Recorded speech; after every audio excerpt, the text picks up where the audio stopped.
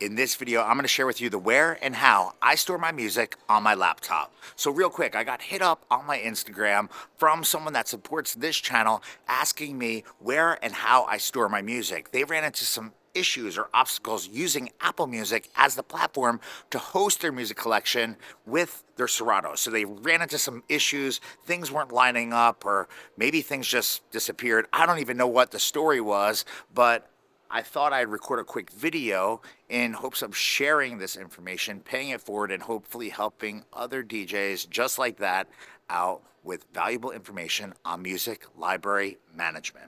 I use Serato and I use a MacBook, and for years I always used to lug around an external hard drive stuffed with music. I mean, I would plug it in and it was always there. And crazy enough, I always had a backup with me as well. It was just a lot to carry around. Laptops and solid state memory have just become super accessible and more affordable than ever before.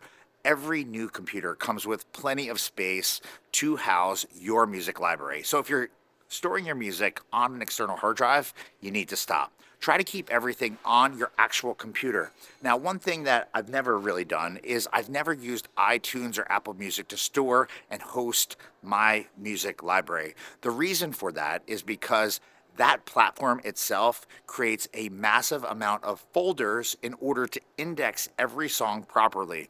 So you might have songs from the same artist that could sit in a number of different folders, which makes your computer work harder to operate when you're using Serato along with Apple Music. I still use iTunes and Apple Music when I download music, bring it onto my machine, when I need a special song for like a first dance or maybe something for one of my private events. But I try not to keep a ton of music in that platform in and of itself because it just adds a ton of clutter and it weighs down the computer.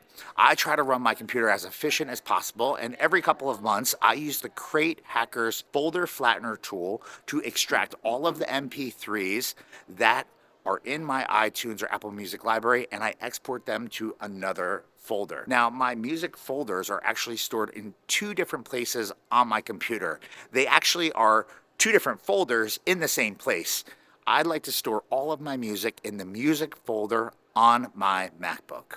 The first folder is super important. I call it the foundation. The foundation folder is everything that I have after it's been proven, tried, tested, and it needs to be in my collection. That is my master music library collection. The second folder is actually my new add folder. Every time I import new music to my laptop, I actually create a folder by date or by resource, and I line those up by quarter.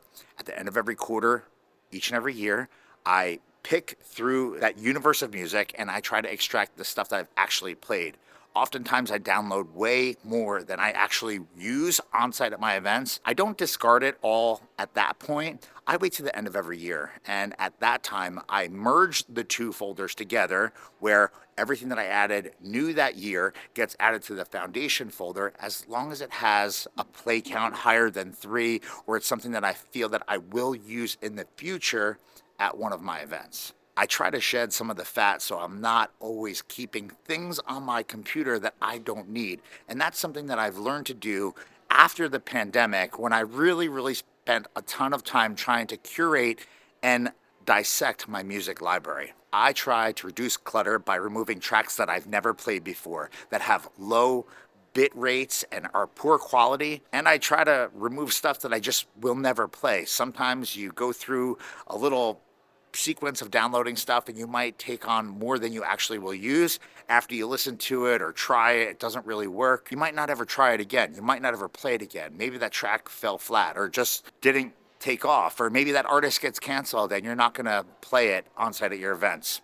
Anyway, I try not to stuff my foundation folder with more than what it is that I need to keep my music library optimum and most efficient. I think if you have a curated music library that has banger after banger and things are organized and tagged properly, I think you set yourself up for success because you are going to be so much faster when you're on site at someone's event if you need to recall something or if you need to create something, or while you're in the flow of whatever, I think it just helps make you a better DJ. So once again, come on over here. Let me show you real quick.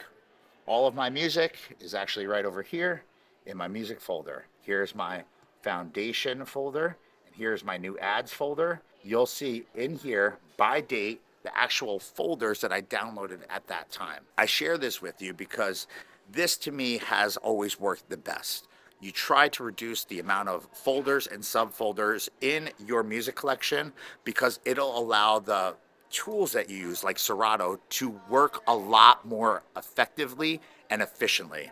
If you'd like to get some more information on the Folder Flattener tool or the Crate Hackers app platform, I'm going to leave a link in the description of this video. Be sure to tap in and check it out. There's some exclusive Jani VIP offering there for everyone that supports my channel.